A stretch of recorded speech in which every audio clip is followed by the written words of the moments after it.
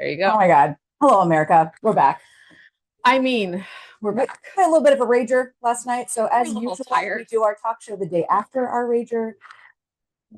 I would like to complain about we're in Las Vegas and the food options were closed at midnight. What the heck?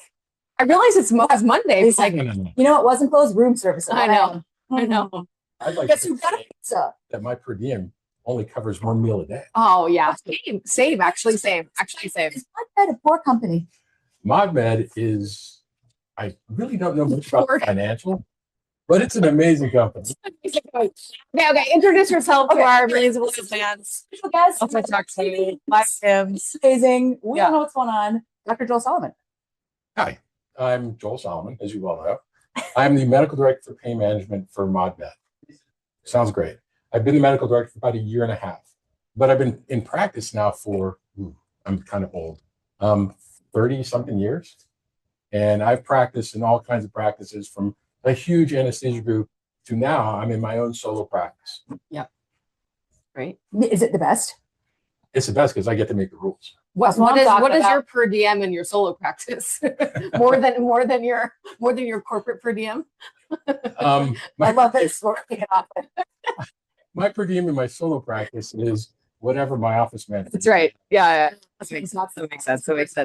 So listen, I actually know like a small amount about ModMed, because I know it's one of those what I'm going to call specialty EHR, which might not be how you call it, mostly dealing with derm, right? And has expanded into other specialties. Yes and no. Okay, tell me more. I don't consider ModMed to be a specialty EHR company. Okay. We're literally a company that is there for you and the patient from start to finish. So it's not only EHR. I use the practice management software in my system. I'm soon going to be switching over to our RCM Boost to do my collections. Okay. With my collection company. So ModMed is more Who than are they? EHR. No, I can't. ModMed is way more than just an EHR company. From start to finish. Why would the Zoom stop? Oh my God. How much did we miss? I'm out of it. Okay. I can't handle Okay, guys. You're fine. It's fine. Listen, technology is still not our friend. Yeah. But we're fine. Keep going. Okay, so you're right that ModMed does provide specialty EHR. Okay. But let me tell you how I use it in my practice. Patient comes in. If I've never seen them before, I hand them an iPad. And we have something called a kiosk. And they can actually do this online. My patients aren't technologically advanced enough to do it online. Yeah. And they fill out all their information, including their past medical history, their pharmacy, everything that they know goes into the kiosk. That then gets put into my note, also into my system, so I know where to send the medications. Then what you're saying is that the digital clipboard doesn't just go into the trash. No. It doesn't just go get copied and then piled into the trash. Another clipboard every time they come. Okay, here's the best part. I actually had to buy, those child-proof cases from Amazon for the iPads? Yes. I had to buy them because I kept dropping my iPads and breaking them. Oh no. But I have 6 iPads in my office that I'm continuously handing out to patients. Great. Then when the patient transitions into the exam room, that's when the EHR takes over. And the EHR, for me, for all these years, has been your typical EHR where you click, that's gone.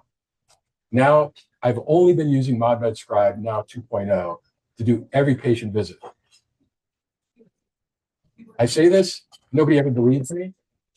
ModMed Scribe 2.0 and the AI that we developed in it is the single biggest advancement in doctor-patient relationships that I've seen in 30 years. No, we agree. We've seen that as well. We've heard extensively from doctors who are like, the pajama time decrease. What's amazing is, so I have my iPad just like this in the room. When I see a patient, I click record and I forget about it. That's That's good. Ever. What ModMed Scribe allows me to do is carry on a natural conversation with the patient. And I use lay language. I don't like to talk over my patients. I find that most doctors try to speak up here and the patient's understanding is here. So I have patients come to me from orthopedic surgeons who say, I had no idea what they explained to me. So what you want to do is explain in just normal terminology. And ModMed Scribe actually takes that normal terminology, transcribes it into medical terminology and places it in the appropriate part of the note. So when I describe a patient, I think you have this, I'll say, if the patient says to me, I have leg pain, ModMed Scribe kind of understands that as a lumbar radiculopathy, okay? Which is great. It's pretty awesome. It is. And the only way that happened is because we trained it that way. So I don't know if you, that's good. if you know how ModMed works, but we have 11 verticals, 11 specialties that we service right now. We have over 23 medical directors. The medical directors actually They're overreach the specialty areas. right. So in orthopedics, which is my vertical, we have myself. I'm a pain management physician. We have 2 orthopedic surgeons, and we have a rheumatologist. What we do is we do the training, the testing, and the coding Right on. within the system. So any medical coding that has to occur is done by physicians who actually have to use this every day.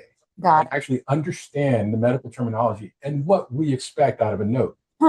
Sometimes when an engineer creates something, you're like, that looks great. It's just not really good for doctors. Yeah. Everything that we have in here that is part of the EHR was created by doctors, coded by doctors, That's cool. and tested by us. That's awesome.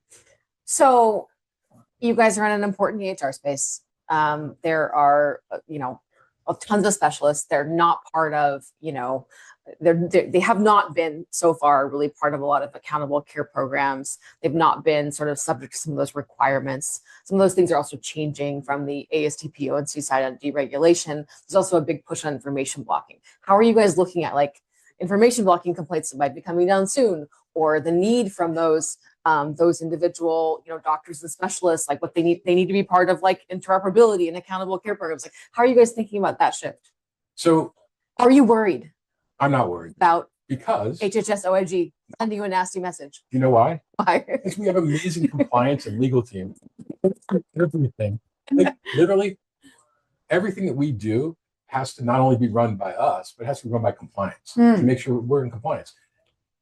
Things change so rapidly. The physicians, we don't keep up with it. We don't care. That's, I mean, honestly, we just want to see patients. You're like, whatever. Patients. Yeah. We let the compliance team, the legal team, tell us what we need to change, if we need to change anything. Furthermore, I had this morning, I spent half my morning talking to people about problems that they have with the system. So we have new clients coming on. If they have an issue and they're like, we don't understand how to do this, or we need to help with workflow, they don't get just anybody, they get us. So they get to speak to a physician who actually uses the product every day. And we can explain to them, if you tried this, it might work better. Yeah. So that's one of the nice things about ModMed. Yeah. So we work with a ton of EHRs like all the time. Yeah. From like, the big, obviously Epic, all the way down to like, there's lots of like subspecialty little, independent Absolutely. practice EHRs. I've not heard of any EHR company having quite the clinical talent load that you just described. Yeah. Great stuff. Yeah. Interesting. And honestly, Why do you think that is? Yeah. Most people have a CMO who goes to conferences. right. So what happened was, Yes. what happened is, if you look at the way, you guys probably aren't old enough to remember this. Oh, we're pretty old. We have a lot of Botox. Yeah. But this is like $700 every 3 months. Great. So, do you remember you got your chocolate and my peanut butter, the Reese's? Yes. Okay, that happened with ModMed. You had a guy who's well known in the technology world, Dan Kane, who literally started Blackboard, Okay. who just happened to go see a dermatologist, who happened to be an incredibly bright guy, Dr. Michael Sherling, who's interested in building a better mousetrap. Can we make a better EHR? The two of them got talking. That's how the company started. Because it had its foundations with a physician, they've been, from the beginning, trying to create a physician-friendly EHR. And the way to do that is hire physicians to create it. Yeah. And that's what they did. Right on. Okay. And so the physicians who are working in the roles you are also are practicing We as have well. to. So Yeah. So that's also You have different to? because That's awesome. that's actually different though. Yeah, Because so they lose. yeah. You lose your They just- licenses, they're not practicing, they've spent In 20 there. years, whatever it is. ModMed, if you're a medical director, you must be using this in your own clinic. It's cool. That's that. Okay, that is cool. Is actually a differentiator. That was like a big deal. Yeah. Normally that is not what we hear. I love talking to a CMO, like an eye candy CMO that does media. Love it. But Are you saying I'm not eye candy? I'm just saying you clearly actually work. I'm out. Okay. But the example is like Dr. Roland Illing from AWS, who is here somewhere in the building. He's that guy. That guy's job is to go to This conferences. interview is doing wonderful for my confidence. Yeah. Well, listen, I don't know. Your PR team gave you the notes. You should run. Wait. Oh yeah, very mean. That's No, might be hungover. No, listen. This first interview definitely hungover. But anyway, okay. So like we do a lot of like policy nerd stuff, but it's very unusual for us to hear like an actual clinician who actually does doctor stuff doing technology stuff at the same time. So what, like, how are you responding to like industry changes? Is it just that your docs and your clinicians on your team are still practicing, so they kind of know what's coming up and they can identify problems and you develop around that, or like how do you anticipate change? It can be tiny little changes. So, for instance, a new company comes out with a new spinal cord stimulator. Right? You then have to go back, reprogram the spinal cord stimulator, whatever you have for the trial and the permanent implant to include their stuff. Little things like that, bigger changes, which are unfortunate, but in pain management, the government's talking about not paying for any peripheral nerve block. That's another change we're going to have to deal with. Is it going to change coding? It doesn't matter what the changes are. We experience them every day. So we have to come up with not only the doctors, but we have to talk to compliance, legal, everybody. We get together and we discuss how are we going to handle this. But when push comes to shove, we're on the front line of using the system. So we see all the changes in the downstream effects. Yes. Okay. Right. What are you doing are you guys working on the CMS interoperability pledge? You're a doctor. He doesn't care. He's like, beyond good. Beyond. I can tell you, as far as CMS goes, MIPS. Yes. Unfortunately. I don't see enough Medicare patients. I don't have to worry about it. So, it's like MIPS, not my problem. There you go. Yeah, that's what I'm talking about. This is the kind of conversation I want to have. Okay, so listen. Okay, you're like a real. His point is like doctors. They don't. You're a policy. Cool though. Even as a solo doc, you were not worrying about that stuff. Nope. Wow. Okay. I mean, like we never hear that, which is pretty cool. Yeah. Pain management. You're not hearing that. You're not seeing enough Medicare patients. No, I'm heavy workers' comp. I see. So the nice thing is, if you are concerned with MIPS, the system does it automatically. You don't even have to worry about it. So for me, what's most important to me is that everything gets done accurately and quickly. This automatically codes. So if I do a visit with somebody and we just chat, at the end, I get my E&M coding done appropriately. This is what I'm talking about. And I'll tell you a crazy story. So even though I don't do a lot of Medicare, you still get Medicare audited. Sure. Oh, yeah, that's true. Yep. So I just had an audit. My office manager was sweating because you get something from the government, you don't like it. It's like that from the the team. I'm like, son of a bitch. I know. They always manage to track you down. They do. They know where I am. They know. But they send us this audit and they said, we're going to audit these 20 patients. Please send us all their notes. Well, I sent them not only the notes, but ModMed Emma, the EHR, creates a face sheet that explains why each thing is coded the way it is, what points it hits. I sent in those 20 face sheets. The lady said, this was the easiest audit I've ever done. It took me 2 hours. You're fine. Wow. We won't talk to you again for that. Yeah. You guys going to go start taking over hospitals? Because I don't think any hospitals have these things. I don't think they want to. You don't want to do that. No. Now, we are going to try to take over surgery centers because we released ModMed ASC, which is a great product, but never hospitals. Okay. All right. Interesting. Wait, so questions for you. Well, one is that like it is very unusual to see anyone go into solo practice, right? These days, right? It's super hard. So did you have ModMed before you did that? Did you like? All right. So I was in a fairly large orthopedic practice. We had 12 docs and 7 nurse practitioners. So, moderate size. And with COVID, we kind of failed. we actually went bankrupt. Wow. So we got a call on a Saturday morning when we were going to talk about how to handle COVID from the head guy and said, yeah, here's how we're handling COVID. You're on fire. We're shutting down. Yep, exactly. That's it. So I decided I don't ever want to have a partner again. Yeah. So I went on my own. Now, we had been using another EHR, which will remain nameless. And I found that I was spending so much time after work finishing my notes. 2 hours a day, going home, finishing my notes on the weekend, finishing my notes, taking away time from my kids. It was the worst. Prior to that, we had actually demoed ModMed, and most of us wanted to change to it, but the one managing partner said, no, we're sticking with this unnamed EHR. So as soon as I went on my own, Hate this EHR. I'm out of here. okay, I'm going to give you a little secret. My first password when I went on ModMed was unnamed EHR sucks. Okay, so that was my password. But I decided I needed something that was going to make me efficient, especially if I was running a solo practice. Right. Without ModMed Scribe, the old system, the old Emma, was the most efficient EHR out there. Now, there's nothing to compare. Love it. So when I say that, everybody's like, yeah. You know the Black Book ratings? Yeah. You know, I know that guy. I know that guy, Doug.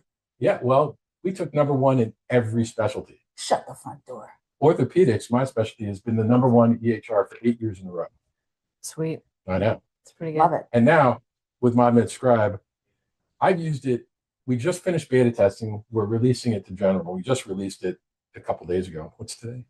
It's unclear. I have no idea. That's a wrong person to ask the question. On the 9th, it was released in general. And I've used it for about 4,000 visits, patient visits. But we've had now almost over 250,000 patient visits, and everybody loves it. Yeah. Nice. Love it. All right. Greatest thing. Well, it sounds great. I mean, like if I was a doctor, I might do this ModMed thing. What do you want to tell loyal fans? Your final moments. You're about to get bounced by Melissa. Yeah. Okay. If you want your practice to be the best, most efficient practice you can be, switch to ModMed. All right. And ModMed Scribe. All right. Nice. Awesome. To acknowledge your comms person who prepared you exceptionally well. All right, Joel, pleasure. Joel, thanks. Don't get lost anywhere. Nice to Good meet luck with that per diem. Thanks. And stretch it real far. Don't even. All right. Thank Thanks you. for Give your little mic Here, back give to us- friend Michael. All right, yeah, Great. you're done. You're done. Thanks, Joel. He's done. Okay, we're switching. We're live. We are have still live. a Somehow. special correspondent, Oh my God. Mr. Michael Meucci. This is where things Oh my get unhinged. This is where things This is get where- hinged. Can we acknowledge how high production this is? You have Okay, Okay. we each have microphones. Listen, okay, so it's also like 3 years. And also, like, even yesterday, we still messed up the recording. So, like, get the Wi-Fi so bad. No. Wi-Fi is very bad. Yeah. yes, Pharma has not made the conference better. I agree with that statement. Okay. That's Although I will the say- first hot take from Mike. Yeah, my HIMSS hot takes. I trademarked this morning with another media interview. HTT or HHT. HIMSS hot takes. Him. I want to do like Billy on the street. Like, what's your HIMSS hot take? Yeah. It's yours. My HIMSS hot take is like, we don't need doctors in like 10 years. Tell us more. We just had a doctor who was like, I'm a doctor. Doctor. First of all, I love That dude- ModMed. ModMed is. I Nice. hear good things about That's it. great. It's amazing. Did you hear how many doctors they have on Yeah. each? They have like, Yeah, like And they all have to work. They all have to be the doctors have to interesting be doctors practicing. using it in their practice. That's yeah, great. that's freaking cool. It's amazing. I mean, it's a great company. I think it's one of those things too where ModMed gives me a lot of hope as like a health tech vendor. Like, you're not going to get gobbled up by like the epic industrial complex. Like, there's space for us. It's not a winner takes all. It's not a winner takes all environment. Like, I think they're doing very interesting things on AI. I think that they have like a lot of opportunity to like really create some interesting collaboration across like different parts of the sector. When you think about like the hyper curated data that they're creating for like virtual trials, virtual control arms, there's I think There's a number of companies like that. You know, like I think Elation Health has worked really hard over a number of years, right? Another company, Simple Practice, on the mental behavior side. Like there are these companies who are like working in this like relatively specialized space and like just trying to like build better technology. The acute space. Well, yeah. but here's They all here's shift away. here. You ready for like HHT number 2? Yes, yes, we're ready. We're ready. Why do we need AHRs anymore? You know, I wonder. I agree. Time. Melissa, whatever you're doing is scaring me. I got it. She's scared. She's Scared. professional. Yeah, she is. Look at her. I'm Yeah. scared. Yeah. Yes, I'm trying. Okay. So Okay, here- guys, sorry. So like No EHRs. Got it. there's a couple of things. One, there's been this trend over the last 20 years of health systems acquiring physicians, and they've been acquiring physicians for referrals and to keep their facilities full and to like drive more services and like capture more market. Great, that's fine. Push to consolidate. We have as the United States, we've said healthcare is a business, capitalism rules, consolidation, all that stuff. Yeah, America. America. Nico says. Yeah, no, I think it's more like a squeak. Anyway, thank God the PR guys not here. That is a red pill podcast. Knows. It's the cool sound. Oh. The bald eagles make like a weird screech. Oh, really? Okay. They're not. Yeah. So, yeah, Okay. it's fine. It's America.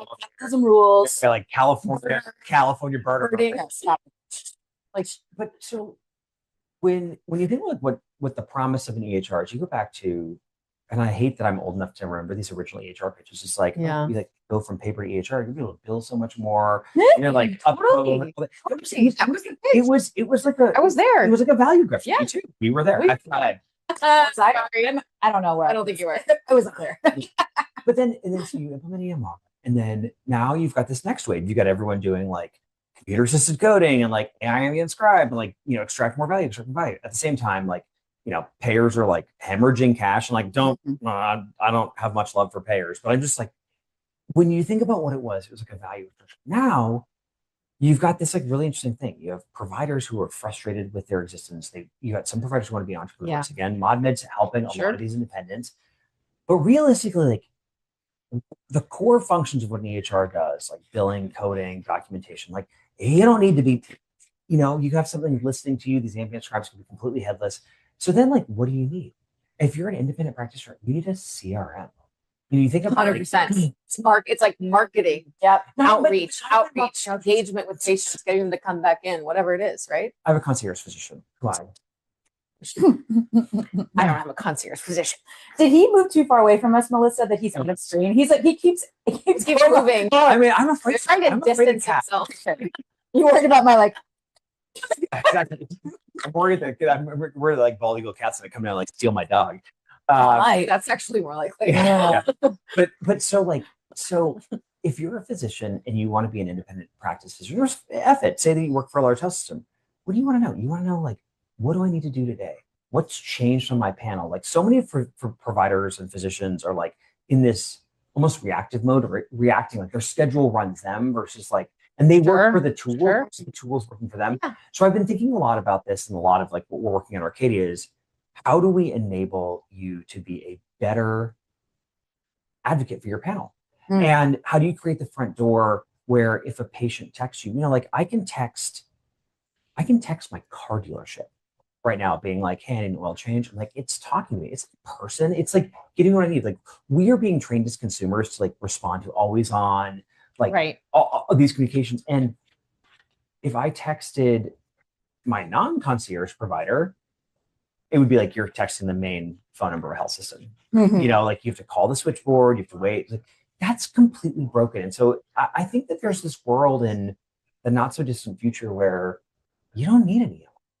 But you need the transactional back end. I mean, you can just have a scribe. I think EMR it should be in the future absolutely just like a file server, and all of the front end tools have to be like customized and personalized in whatever form or format you choose. And so like whether it's a text or whether it's a phone or whatever. Exactly. Yeah. Exactly. Yeah. I agree. And I think that like there's so much tailwind right now with the CMS health tech ecosystem, what Amy is working on to like liberate the data. I think you heard yesterday in a bunch of the pre-conference interoperability things. You heard yesterday. We were in the hallway. We were in the hallway. Tell us more. Well, why were you guys in the hallway? We know a lot. Oh no, we just didn't ever make it. We had to do other stuff. Yeah. Oh yeah, too cool for school. No, it's Those girls in high school who never went to class, like smoked outside your life. like such a good. I was an absolute nerd who just sat in the back of the class and read my book the entire time. Did not participate because it was too dumb. Oh, Yeah. but It's a different you just flavor. you know, there's a bunch of folks who are viewed as like information blocking vendors who shall remain nameless. One of them just got sued again. Nameless? Yeah, someone got sued again yesterday. Yeah. The heat's turning up. So HIMSS hot take number 3, people are emboldened, Ooh. fighting. Okay. Yeah. It's like missiles are firing. I don't know, maybe we should use military. No. No, I'm military technology. Maybe not right now. God bless America. Maybe not this moment in time. But you know, the data is being liberated. You've got Yeah. a bunch of people like we are working on this. Yeah. You know, and in our companies, Yep. you've got Kristen Valdez, who's an absolute warrior working Yeah, on this. You've Yeah. got Jason, who is just like, Love her. I am tired of how hard it is. Like, she's got all this momentum. And like, if you look at the travel industry, I think it's actually a really good analog for where healthcare go. Sabre, the green screen, you spent every travel agent's desk. Yeah. Plane ticket in the 80s, you had like, you know, someone with like long acrylics and like the AS200 terminal, like 65,000 keystrokes to like buy like one ticket to Las Vegas. You're like, how is that possible? Now you like go on to delta.com, like boom, done. Yeah. It's like, here's your seat and here's your yogurt. Yeah. You know, like I do love that yogurt. it is so good. You know, I told you, I was free today on a morning flight. Delta One, no yogurt. There's no yogurt on my phone. Okay. But I'm gonna actually you there because in fact Sabre still exists, unfortunately. It's my that's Super back I end. mean, like maybe you have a travel agent like in the middle of like, you know, Tuscaloosa who still has her office downtown. No, if Yeah. you want to solve something fast, you got that person who knows all the keystrokes. I know, I'm just saying you're the back end. For most cases, you don't. Consumerism one. Consumerism absolutely. You've Yeah, got Kayak and TripIt and TripAdvisor. You got all these things, and all they do is they just call Sabre. Or book direct on delta.com for the best prices. Yeah. Okay, so in your analog here, are we saying doctors are travel? Sponsored. No, I'm not saying doctors and travel agents. I'm just drawing a parallel between technology transformation. Do not do that. Good. That's evil. Doctors are highly educated, massive contributors. to I love doctors. There's one sitting right there. I want to take a nap. society. I love that. Yeah. I'm just saying, like, we are at this place where I think we can stop thinking incrementally and we can think transformatively. Yeah. That like we can have, I go to my doctor, I sit down in his office on a really nice chair, comfortable chair. He's got a huge TV on the wall. He asks me what my functional goals are. Is he like giving you a foot rub while he's asking all these No, questions? but that's actually, I would do that. I took my car in for service today and they had chair massage. Like, this is nice. But I think that's the future. It's like we had a big screen. He had my functional goals. No, he wasn't typing. He had a scribe going, like after Mrs. Summer was there. That's what Joel was saying as well. He was like, Yeah, I talk normally. Talk normally. My I had life a is big good. TV. Everyone understands. What are my goals? I'm like, better flexibility. I want to lose some belly fat. Like, he's like, great, your life is, blah, blah, blah. I was like, hey, like I'm getting like 26,000 targeted ads for stacking peptides. Like, should I be shooting up peptides? My doctor's Medical advice, not he said honestly, he's like, look, like, do it. he's like, look, you're gonna He's like on the internet in the dark web. No, find no, the darkest web. Sometimes he you was can like, find. he's like, look, like, he's like, I'm not gonna tell you not to do it. He's like, I'm just gonna tell you that, like, don't think it's a miracle. Like, you're not gonna start taking Samorelin or Ipamorelin and like all of a sudden have no fat. He's like, you gotta work hard at it. He's like, it's the same thing. He's like, if you go take tren and do a tren cycle, he's like, you need to go work out. Like, your muscles just don't grow. He's like, also don't do tren because prostate cancer. And I was like, yeah, I'm not. Again, not medical advice. Yeah. Not medical advice. Not a doctor. Not a doctor. Not medical We advice. do not administer Do medical not advice. endorse. Not endorse. Not endorse. Yeah, I don't have a PR person in the room, but I wonder if my DNO policy covers me to this. We, Or my E&O. let's talk about that. I don't know. I was also berating you about not giving your partnerships dude, who's our bestie. Person. A lot of people. Okay, Joke's great. There's a divide between the Parting of the Red Sea. parting of the sea, so to speak. There's like these companies that are about like making data available and unlocking it and creating that like EHR is just a file server future that we were talking about. Like, what's gonna happen? Who's gonna win the battle of like? Yeah, but here's the thing. It's so interesting. Who's gonna win the battle? A lot of them were just catfish bottom feeder, like, oh, someone's suing. Like, don't you think? Here's my deal. Someone said to me the other night, talking about Epic versus Oracle. Let's just name names. they're like, oh, Oracle's great. They've got this like fully documented open APIs. They publish their private APIs, blah, blah, blah, blah. Epic. It's a freaking minimum, if you ask me. It is, but like, I support it. Like, It's hot goss. they're both really hard to get data from, published or not. You know, Epic, getting bulk fire to work on Epic is really a pain in the butt. They throttle like 100 charts an hour. That's like crazy. But at the end of the day, like, they're both private enterprises. And yeah. they both have shareholders that ish, I guess, that like focus on growth and profitability. Like, where it's America. Like, you know, I think, and I don't want to sit here being someone like, I was talking to Jonathan Bush about this a couple of years ago. It's like, this isn't about like people who've lost to Judy who are like licking their wounds. It's like, no, we want like, if you look at what motivates Kristen, what motivates Amy, like it's getting data so that patients can drive more of the care. And I think that like what is going to change this is not like Particle or Health Gorilla or Ken Paxton suing Epic. Right. What's going to change it is consumers demanding their medical records and owning it and taking them with them and using it. I think that like all this consumer tech is great. Like I think that my last HIMSS hot take for the day is that the hero and the savior of healthcare is going to be the consumer. I really think so, though. I don't think so. That is what Amy With that attitude. But like honestly, most consumers in healthcare are people like me who are like, I go to the doctor because I need my birth control. No. We have a very active group thread. You put your lab results into ChatGPT and asked about like what supplements to take. Yeah. That is consumerism. But that was just for fun. But did you learn? But like I'm also like a worried well, right? I'm the worried well. Right. I'm like, how many more vitamins can I take? Should I shoot peptides? And how much more Botox can I smash into my face? Again. Right. Like, not right. like most of America's not doing that. But I think that's what's going to change. Is I think. Okay. I mean, that's okay. That's what I that's would the love it answer. if that's true because I do believe in capitalism. That is the answer that Amy gave yesterday as well, for the most part, and Alberto. AG. Yeah. You know, I think it's partially true, but I still think we have to unlock the data for provider to payer, provider to provider. I agree. I totally agree. I'm not saying we should. And I think that like, frankly, there is enough pressure, enough heat. I think Dr. Oz said this to me, not me, but like in a meeting, a small group meeting of health tech leaders. It's like the single biggest complaint that he's hearing from like private industry, from vendors, from hospitals, is that like the data's too hard to get. Yeah. So like there is a groundswell, like it's building. And I think that whether it's going to be through regulatory intervention, voluntary alignment, a little bit of both, like it's going to get better. I choose to be an optimist. I do hope so. I also think for our great federal government, the easiest path to get data opened up is patients and consumers, right? Because it's like, how are you going to let Amy Gleason figure out how to get her daughter's records, right? So, I mean, I'm here for that. I also am like a little skeptical that it's going to revolutionize healthcare technology.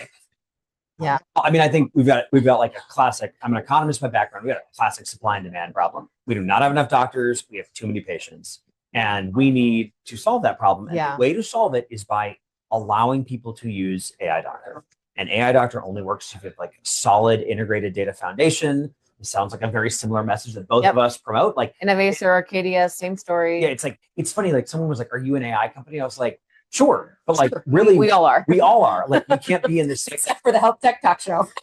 No, the talk show is the only analog. Are you just using AI for your cover photos? No, sibling does that. Oh, sorry. Yeah. That is like Good. that is a human being out of things to paste our faces on. Max is an amazing Freedom Dorito, the B2 bomber. I would love that. But like, we're gonna get so canceled. what, a Freedom Dorito? I'm so triple canceled. Our great military. I love our. That's what I'm saying. Triple canceled. Like, you know, we have a supply. People We from need California. AI Doctor, and frankly, like Las Vegas. all these AI pilots, when they're like, "Oh, the data's wrong," it's like the AI is wrong. It's like, no, it's like actually you The don't data have is wrong, enterprise bro. data strategy. Yeah. I got Exactly. there was this like this will be my final part. I know we're out of time. There was that Citrini article, like the global intelligence crisis in 2028, that was like ripping around like all the circles. It's funny. It started in like my Wall Street circles, and then it like trickled into like my healthcare nerd circles. I was like, wow, this has got reach. And everyone's like, oh man, healthcare's gonna be like a desolate landscape. I was like, you guys, we still send like 20 billion faxes a year. we are good. We got a lot of We got room a to grow. lot of work to do. Like healthcare never fixed this data problem, despite the valiant efforts of Innovation, Arcadia, IBM Watson Health, Yep. like who are all the dead data companies? Like we never solved the problem. And so we've got a lot of work to do. And that's what excites me about the next 10 years is like, Yeah. I think we will see a place where like there is a lot more AI primary care and we need it. Like we need it, but Yeah. we need great data foundations and we're gonna usher in the future. And Yeah. people paper over that a lot and just say like, and just downplay, like it is a huge amount of work. You can do a lot of like cool stuff with AI in like a very like time bound and space bound area, but you really need that massive, like a lot of hard work to create that data foundation. It's not like a overnight thing. No. So 10 years, clinical AI revolutionizes America. Yeah. That's the hot tip from Michael Meucci. Hot take. Hot take. Yeah. Take. So HIMSS hot takes. what HHT. is your last HHT for our little face? Sorry, I'm a little hungover. HHT. Well, Dr. I should say no amount of alcohol is healthy. I know, but Depression and loneliness is less healthy. I was not There you go. healthy last There you night. go. I know we're not lonely. That's great. Friends. Well, we missed you. Other than that, I know I missed you guys too. Yeah. We got to coordinate these things better. yeah. I think the last HIMSS hot take is we are only going to get there if we work together. Like if you look at For a lot of sure. what's going on, like we're in a period of like weird economic growth. Yeah. You know, healthcare is carrying our economy. If you correct healthcare jobs out of the economic number, 1/5 of the U.S. economy. We're but gone. if you correct, We're if you done. correct We're done, healthcare so. job growth, the jobs are shrinking. So this Yeah. sector saves our economy. It is a hub for innovation. The Rural Health Transformation Fund is going to transform the Rural Yeah. Foundation of Mhm. America. I know it's only $50 billion. I know there's a bunch of stuff, but like It's more money than I have. my hot take is that like we're going to get there together. And we're in this weird period of like readjusting because like there is less money all around. Like we Yep. all feel that. So we're more competitive. Epic's more competitive. Oracle's more competitive. We're more competitive. Yep. But frankly, like it's a togetherness thing. And that's like my communist socialist view. And I am like a relentless capitalist. So like don't fool me. But I think like data will be liberated, consumers will be the heroes, and we will get there together. I like it. Talking. Good job. Even without your PR person, they'll probably still approve. Yeah. Yeah, true. I think they'll approve. Yeah. We love it. Just fine. And I'm happy to finally be a sponsor. Did I pay for this microphone? Probably. We don't know. Yes, yeah, probably, maybe. All right. Nice. Media liability insurance. Yeah. That's just more relevant to you. Peptide. Not Not endorsed. Not endorsed. Thank you, Thank you, Mike. Arcadia. So we have a Don't real forget your medical doctor. Who just not endorse anything that he just said. May not give us advice. We also have Rachel Leiber, who should be a doctor, probably, in my opinion. It's unclear. She's been around too many. Hi. Hey, how you doing? Oh my gosh, good. So Not only did I bring a doctor, he works in rural healthcare. I know it. Crazy. Husainy. Oh my Crazy. gosh. Okay, you two introduce yourselves. Hello. We have to like look multiple ways now. Oh my Yeah. God. Thank you for having us. Rachel Leiber, PointClickCare, VP of Markets. Hamad Husainy, Chief Medical Officer and Practicing Emergency Physician here at PointClickCare. Great. Sure, we can see Hamad. No, I'm not. And I need Melissa to come back. Just go look and see if you can see us. Just look and see if you can see him on the screen. Half of his face. Okay. Okay. All right. We're missing our guys. Paid. Listen, we're not good at doing The light up here. Can you see him? doing things. Can you see him? Can I make a slight adjustment? Absolutely. Amazing. Do anything you want. Okay. Oh my God.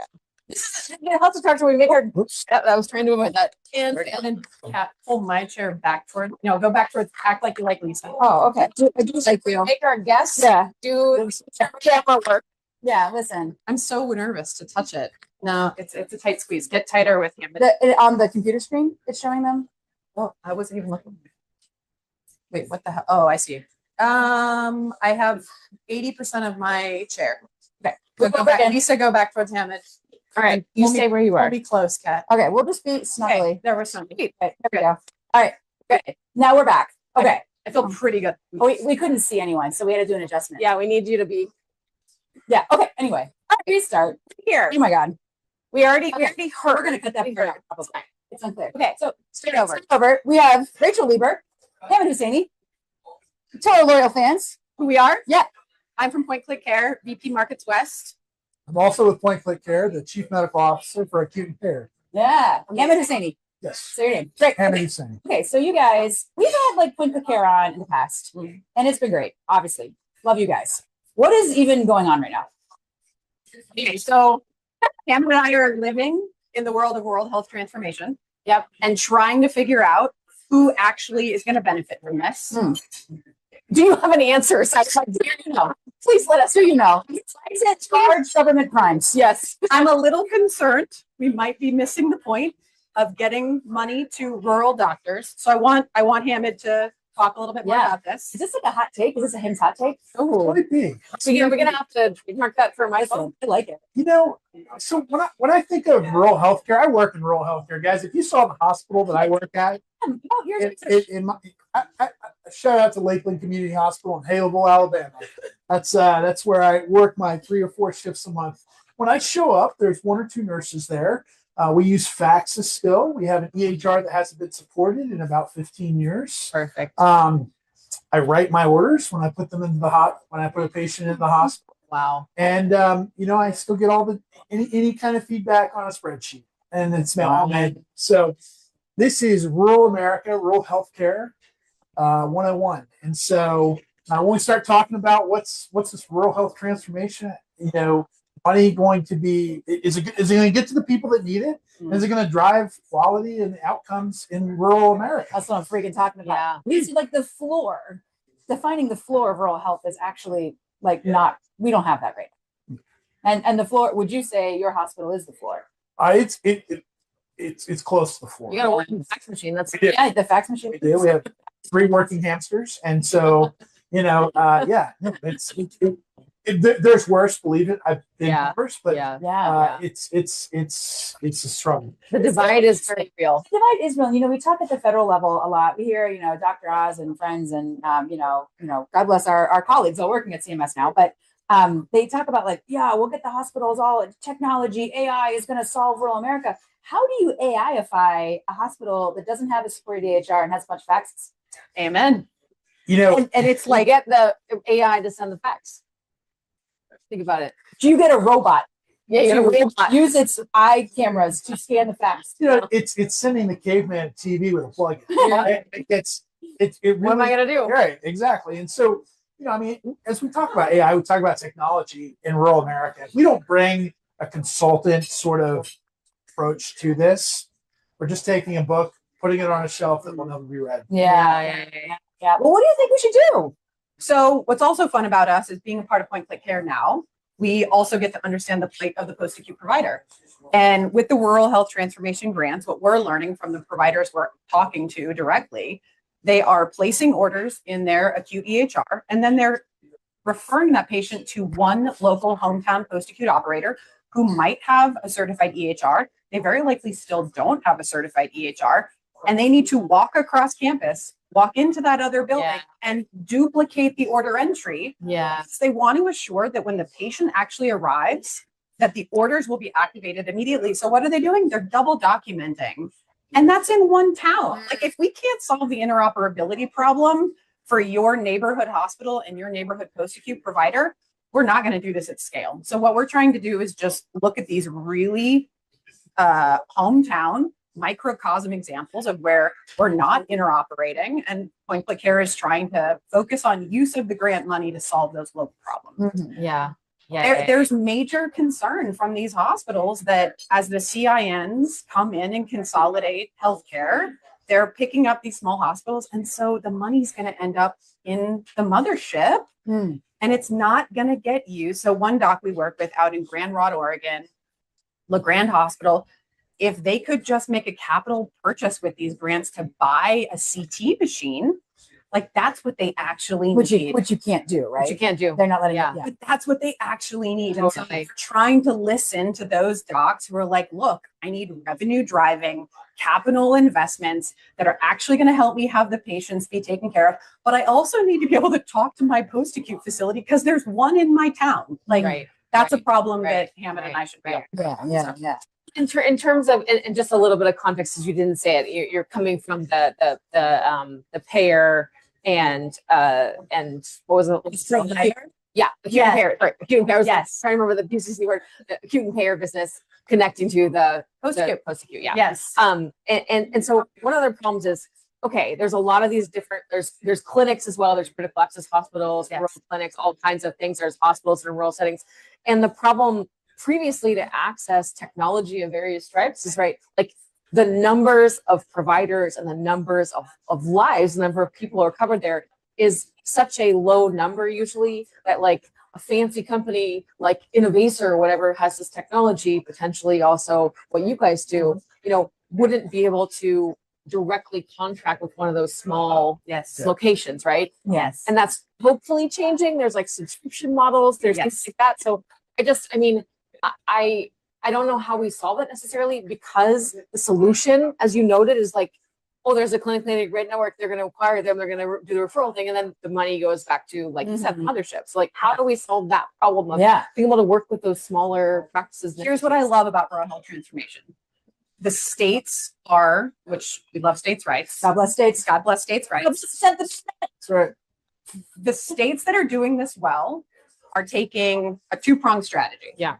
They're saying, we've got to use some of this money for big state problems. Mhm. Okay, we've got agencies that should look at getting big tranche funding and let's put it to work at scale. Right. But they're also saying, my providers need to make a business decision that in 5 years, they can pick up the check. Yeah. We don't have a sustainability plan with Right. this funding. So they need to come to us and say, I'm going to use this money to buy a certified EHR.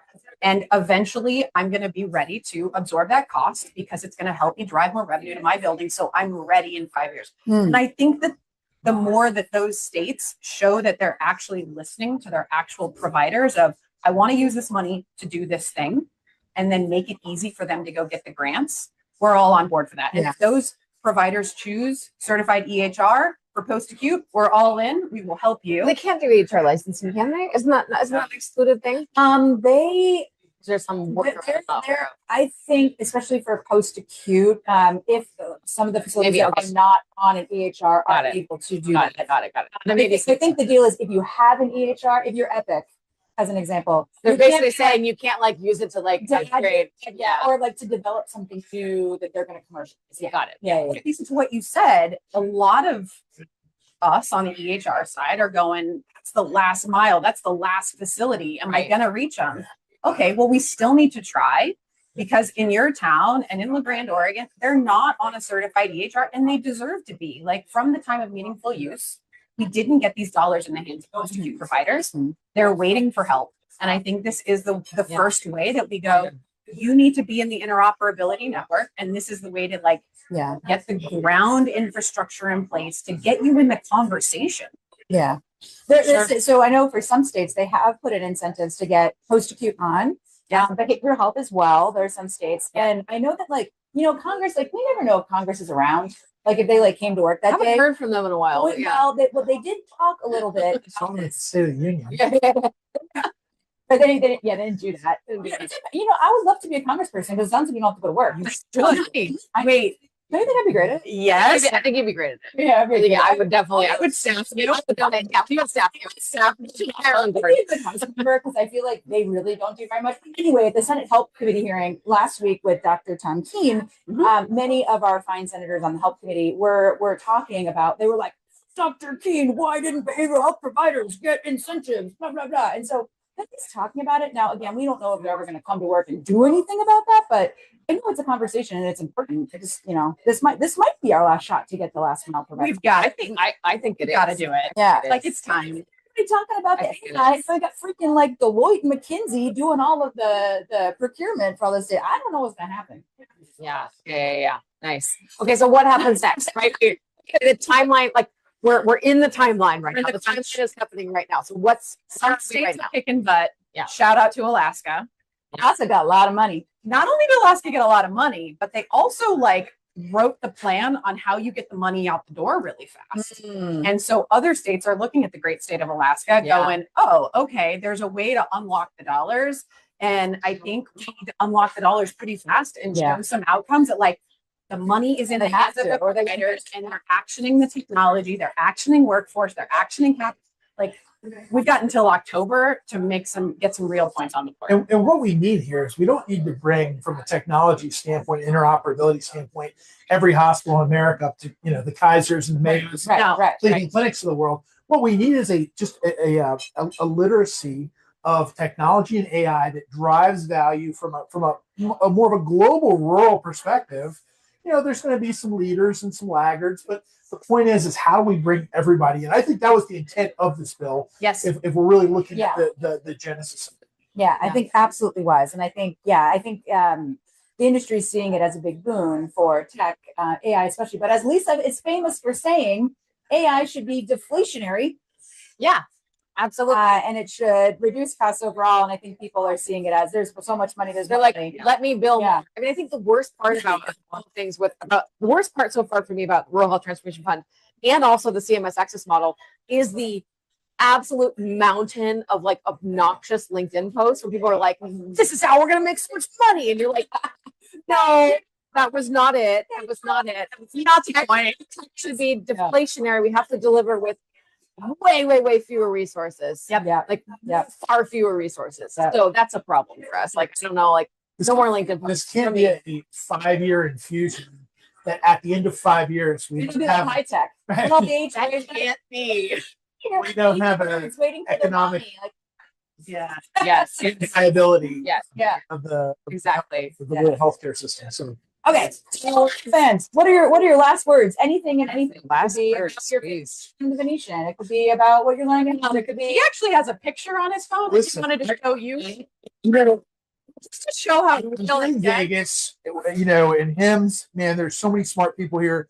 I am the chief medical officer at PointClickCare. However, two things I know best are rural healthcare and duck hunting. And so this is we're really talk about experts here. Like this is what I typically this is my son and I, and we you said to me, well, we'll stitch it in. we duck hunt every year in Arkansas, and so Oh my God. I don't know that I can tell you the most greatest about everything when it comes to healthcare tech, but you know what I can do? Duck hunting. I'm duck hunting. Do you not know that I'm supposed to go quail hunting with the Texas people? And I told Michael Keys, who probably didn't think to say Hamad actually should go with you. Okay. He doesn't hunt. I don't No, think he that does. he does. He does not. He goes to my parties in Where's Texas. which is Amazing. sick. So, Amazing. okay. Oh my gosh. Awesome. Thank you guys so Thank much. you guys. Did you want to say something real? No, it's good. Okay. That was good. We really like this clicking. I'm all listening. Oh my gosh, That's fine. that was Thanks, you guys. Thanks. All right. Thank you for having us. We're still live. We're still live, but we have our first guest. Maybe. We think. Oh yeah. Oh yeah. Pick Yeah, up on it. Ashley. Yeah. Ashley. Thanks. You guys. All right. I don't know. We You tell me. don't know what's happening. Ashley, I'm Ashley Cairns, keywell.ai. Yeah, I got you. Yourself. Hey, you're gonna introduce yourself. I always pronounce people's names wrong. Cairns. Yeah. Ashley Cairns. Tell our loyal fans, you're the last guest for our first show. All right. Tell everybody what you do. What's going on? Yeah, keywell.ai is a healthcare AI company. We deploy AI scaffolding to automate health plan operations. We're a little bit different that we deploy in our customer environment, and we're not a SaaS platform. So we're really trying to move towards a new model of deploying AI in a safe, compliant, HIPAA compatible way.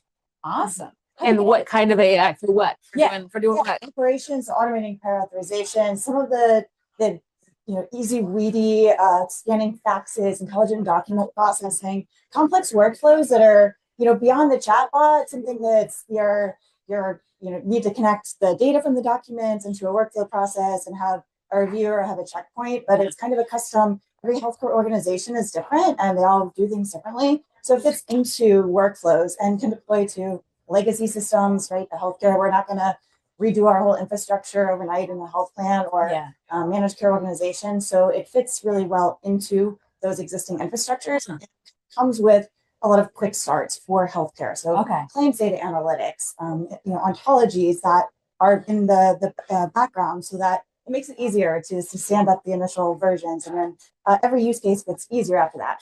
So the nice thing is that if Keywell gets out of the picture, it still belongs to our customer. They can still build on it for the future, Right. and so they can own their AI that's cool. strategy Nice. and not rent it in the long term. Right on. Yeah, Okay. nice. Pretty cool. So where are you don't have to tell us who you're deployed with unless you want to, but like where are you deployed? What kind of Which yeah. which regions of the country? Yeah, we work all over the U.S. We worked with customers from small startups to large healthcare organizations. We're early stage startup. We're going to market. We're taking this platform and new methodology to market. We're really excited about it. We have a lot of great feedback. What we're hearing out there is that healthcare organizations are tired of point solutions. They're kind of tired of trying to stand up whole vendor to solve one little problem in a workflow, and they have so many of these operational problems, like $400 billion opportunity to try to take out some of this administrative inefficiency. And the other thing that we're seeing is that the SaaS model is on the verge of changing. It's not quite tipped yet because I think it's not quite been disrupted, but we believe that it's going to be very soon and quickly. And so, that I think is sort of shaping the market forces that we're seeing. And then, the last thing I think is that data is still very important, still underlying all of the stuff that happens. So we think it's really important to sit on top of the data and have the data. I've heard a lot about data liquidity so far at HIMSS, and I think that's an important piece. But Tell us about what you think the SaaS model becomes. Because it's about to change. What's going to happen? Yeah, have you heard the term the other SaaS? So services as software. So it's also SaaS, which is really confusing. I wish we could. It's SaaS versus SaaS. SaaS. Got it. Love it. But so I think that's partly going to be coming, right? Is the cost of deploying software approaches zero theoretically, and healthcare is a little behind the curve, but it'll get there. Yeah. Then what really matters is the domain expertise, the ability to implement, to expand workforce capabilities, to actually operationalize these different processes and tools. And so that's what we see shifting, as it becomes more of a services oriented model. Where you can kind of subscribe to updates, subscribe to new technology, new capabilities. Cool. But still have a common framework that sort of evolves as AI evolves. I like that framing. How did you guys get started? Like, what's your origin story? Why were you? How did you? Yeah. So What's your background with your origin? I've been in healthcare data science for 17 years. I've been on some of the large payer groups doing R&D for the large data products that were sold to payers and providers. And in that process, started to see a lot of patterns of the common use cases that come up with claims data and cost utilization and all population health, right? It's all kind of the same stuff.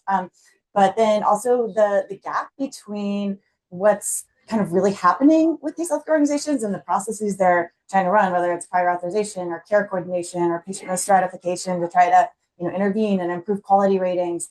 And there is the product, but it doesn't ever quite do what they need. And that bothered me. Because I've always been sort of a consultant. And so I really wanted our company to bridge that gap and to kind of fit in that space. And then luckily AI kind of came along to help us build into that. Love it. Love it. We talk a lot, we've talked recently about health plans adopting AI and like if they're going to be fast, if they're going to be laggards, if they're going to be a little faster to it. And then we've also talked about the deflationary aspect of AI, which is Lisa's tagline. It should be deflationary. I agree. How does the health plan of today look in 5 years after implementing AI across the board? Yeah, I mean, I agree with the deflationary costs, the administrative overhead, right? 11% of costs is just kind of these administrative transactions.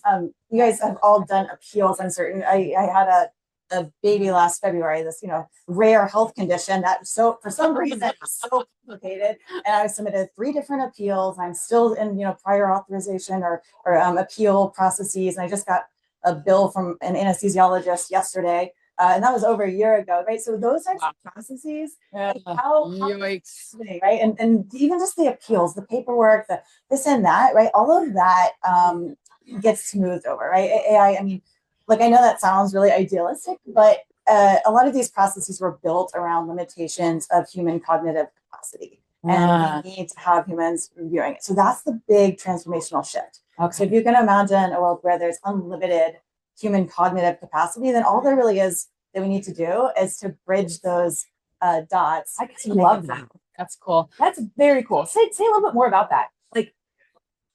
I actually love how you just described that. Yeah.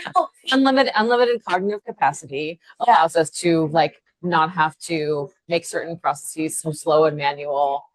Right. I mean, think about why we have like software in general, and you data entry and forms and buttons you click submit and then somebody reviews it. All of that is because we have, we have to like we don't have another way, right? That has to go through, and now we do. We have another way. Humans can interpret and make decisions, at least low level, low risk decisions. You kind of steer them based on that. And so if you think about kind of just philosophically how that happens, and you can kind of see the areas where there's going to be major disruption versus, like the internet protocols, the way we communicate, that's probably not going to change because that works pretty well. And machines can do that too. But the things that are going to change a lot are, I think, really driven by two forces. One is the decreasing cost of software development and just, the ease of creating new things. But then also the limitations on the kind of stop points. So things that we do weekly and monthly and quarterly, I think they're going to become a lot more continuous. Yeah. And I mean, what you were saying before about the administrative costs and things like that, like it only works to reduce cost there if the cost for the services as software is less than the cost for the software as a services that we've been in the model we've had before, right? It's not going to work if we just like replace our current like hybrid human technology SaaS model with similarly priced or more expensive AI like services as software model. It has to be a lower cost, has to be lower, or it's not deflationary. We don't actually cut this out of the idea. Like that is very expensive. Obviously, no one should do that. Do not make a robot to do a fax machine. Do you know what's gonna happen? It is happening. I think it's a bad. No, it's as expensive as a human doing a fax. It is, and probably more expensive because robots are expensive right now. Camera eyeballs. Anyway, that's the example of tech that is not deflationary. Okay, but actually, so do you think like with if we're gonna have this unlimited cognitive power, amazing, awesome, are we gonna fire a bunch of people at the plants? So, a lot of people will try to gloss over that question or like, no, everybody will reskill and workforce will be a transition. I think human labor is going to change. I like this girl. Like it's just part retrieval. Medical coding, I think that's an industry that's going to change a lot, So yes, I think there will be workforce reskilling. And the way I think about it is people can reach out a lot of different directions, like people who are agentic coding, who are not software developers, but they're a provider, network management lead. And they can now do their own data analytics, understand which providers have the highest utilization, and look at the directory issues on their own, and they can kind of extend those capabilities. But I also think that not everyone is going to rise to that occasion, and B, I think there would just be sort of entire processes that don't exist either. And so health plan operations can be hit. Well, thanks for saying it, because we talked to a bunch of people, whether it's on the elevator going somewhere or whatever, and they're like, oh, they would never do that. You're like, they would do that. They will do that. Most of them, they're publicly traded companies. Right? They kind of have to, right? You follow the healthcare usually lags, right? So what do you see in other industry trends? You see a headcount for sure because of AI, and they know that is something that should happen if you're efficient as a business. So I think it's important also to really think about workforce and how workforce can be upskilled. It's a big part of how we package our solutions as looking at adoption and trying to extend and let everyone work at the highest level that they're able to operate and generate the most capabilities possible. Why do you? I mean, also from what you're talking about, like health plans have not been as fast to adopt these AI tools. So why do you think that is, and do you think that's changing now? Like I know there is some of the battle happening between provider and payer AI right now, but payer AI payers have not, and plans have not adopted AI as fast as other parts of the industry. Yeah, it's like there's ambient scribes and prior authorization, and there's real points, use cases that are kind of taking off and are really crowded. And then now I think this year actually, and the statistics show that 70% have made it a major priority this year to kind of figure it out. But I think all those interconnected in the seams, kind of connected tissue type use cases that on their own are too small to go and buy a solution for, but collectively can really add up to a major operational shift and cost shift. I think they're starting to pay attention to those and really think about, okay, how do we go forward? How do we own our AI strategy so that we can compete and exist as a business, as a plant, and handle the cost pressures that are occurring right now. Awesome. You mentioned that that your solution, there's a number out of the box kind of things that people can just implement, and you said there's some really popular ones. What's the most popular out of the box? I don't even know what to call it.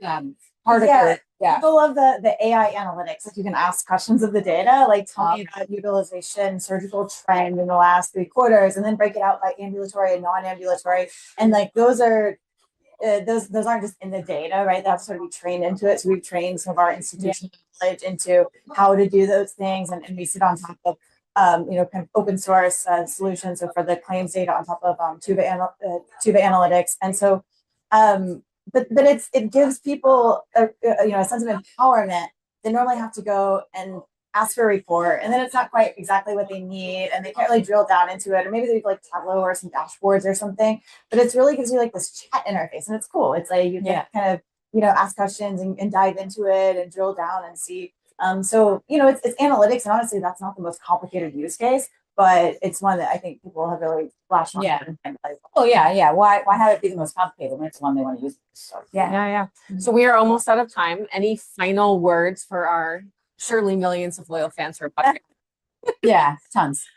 They love us. Well, I just want to thank you all for thank you all on, and we're excited to be reaching out and deploying this model. We think it's good for customers, it's good for health plans, it's good for state agencies who want to own and kind of get a snap out of this black box siloed environments. We did the same thing with data historically, and we have the opportunity to do it differently with AI. And we really hope that leaders are thinking about this and taking a strategic approach to own their strategy for the long term. Awesome. Love it. Awesome. Well, thank you. Thanks for supporting Thanks, everybody. your favorite local talk show. And number 1 is over, so number 2 is coming. All right. Probably.